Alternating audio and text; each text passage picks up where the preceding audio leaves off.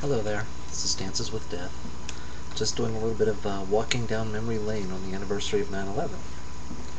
This will be the 6th year since it happened, and I know a lot of people today are doing a lot of contemplating, as in where were they, whenever they heard it, and stuff like that. I figured I'd do a little bit of that too. I was at work in Knoxville, Tennessee at a health insurance company, and processing claims, and somebody had sent me an email saying that the tower had been hit. One of the towers had been hit. And that first time, of course, like pretty much everybody, we didn't know, was it just an accident or what happened? Then, of course, the second one hit, and we knew then. And that's whenever they got out all the TVs out of the AV room and turned them on for people. Basically, nobody worked for the rest of the day.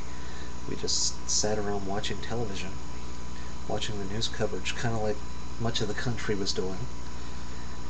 And they mentioned then about a plane hitting the Pentagon, and then we found out about Flight 93.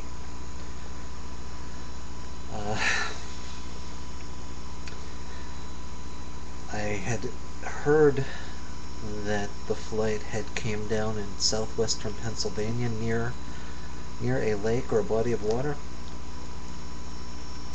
And of course my parents live in southwestern Pennsylvania, not too far from a place called the Quemahoning Dam. And I was worried. I didn't think, even if it hit them, it hit the town. It hit somewhere in the town. I didn't think it would have hit them. But I couldn't get through, and you know how it is. You panic in that kind of situation, and I'm sure a lot of people around the country had their own reasons to panic, wondering if somebody they know or love is trapped in that or caught up in that, or what is going on, And naturally I couldn't get through. I tried to call my mom and dad, and all circuits were busy, just constantly. I couldn't get through, and of course you never hear all circuits are busy for that tiny dinky little town. My parents live in the town of Jerome, Pennsylvania, and you can look it up on Google Earth. It's one of those towns that doesn't have a very good picture of it, but the zip code 15937, and then look up the coordinates for Shanksville, or the coordinates for the Flight 93 crash. They were at 40.052 north and 78.8963 west, or pretty close anyway. I think that's a little couple of yards east of the crash site. They had displayed on the news coverage where it had gone down in Pennsylvania, and if you've looked up those coordinates for the Flight 93 crash site and Jerome, Pennsylvania, you'll see how close together they are. So that, not being able to get in touch with anybody, they said it landed in a field near a body of water. Now, I'm not sure what the body of water is that they were referring to. It might have been a piece of disinformation. Not disinformation, but how it is. Rumors fly and speculations, But that's all I had heard, and I couldn't get through, and I was about to have a heart attack, like a lot of people were doing. We were all worried. Almost everybody had somebody in one of those places that they were worried about, and that was mine. And as it turns out, the flight did pass right over my hometown, right over Jerome. The path took it over Jerome. By that point, Jerome is about 11, maybe 11 and a half miles by air from the crash site. And by that point, they said it was low enough to the ground. There was one person in Jerome that day that was out in his yard on the top of the hill. Jerome's kind of like a valley, goes like this, and my parents live up here, and one of their neighbors was out. My parents weren't there. My mom and dad were away, and he said that it was low enough, he could hear it shaking violently, and he knew it was in trouble, and he could even make out some of the people in the plane. I don't believe he indicated he could make out any major features, but he could see them. He could see people in the plane moving around. And at that point, the plane was still upright. At that point, the plane was still upright. By the time it had gotten to Shanksville, it had turned upside down. And that's when it crashed. Shanksville, I think that's what the town is called where it crashed. And it was very strange. All over the place, you heard people who had debris raining on their roof almost during the entire last 12 or 13 miles. I don't really know when the debris started to fall, but there were people close to Jerome that had debris fall on their roof from the plane. And so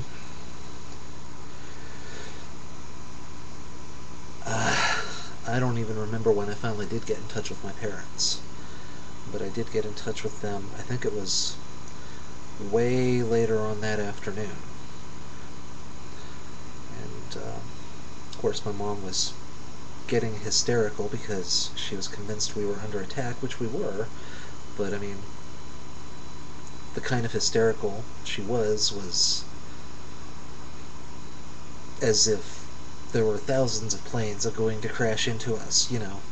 I mean, four actually crashed, and that's bad enough, but she had ideas going on in her head, which I can't blame her. I mean, you're scared in a situation like that. You don't know what's going on and who's doing it, you know. But I did finally get in touch with them, and they told me the whole story, and they talked about Mr.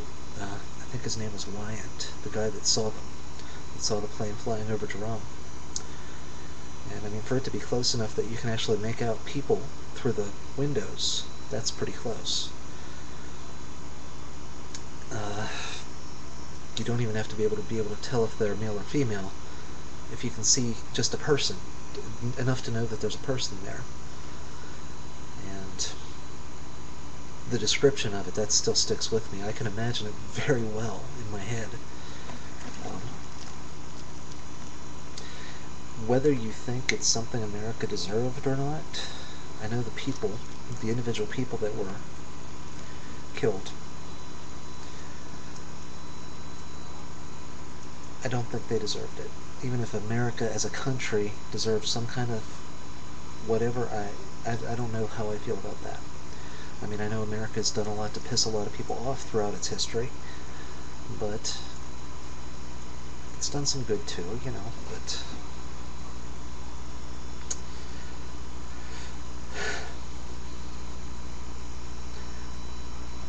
so we spent the day watching the towers fall and speculating about the plane in Shanksville and the plane in the Pentagon, and wondering just, you know, if it was going to happen again.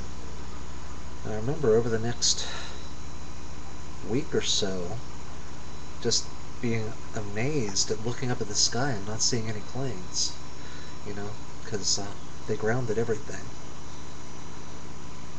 And that was just, I guess you get so used to them. So I never realized how many planes there are in the air, that you just notice them throughout the day and you don't even think about it. Whenever they're not there, it's conspicuous.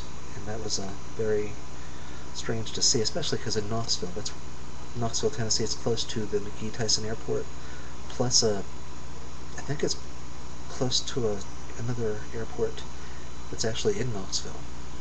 McGee-Tyson is actually in Alcoa, about 7 or 8 miles south of Knoxville. There was also an Air Force base there. But I remember at the time, everybody had a reason to think why the terrorists might attack their town. And of course, Knoxville, Tennessee is close to Oak Ridge, which, if you know anything about it, it's kind of an abandoned weapons-making town that you can't export goods from it today because the radiation is still high enough to be considered slightly unsafe. They won't let you export any beer, you know, or anything like that that you make it there. but there is a reactor there.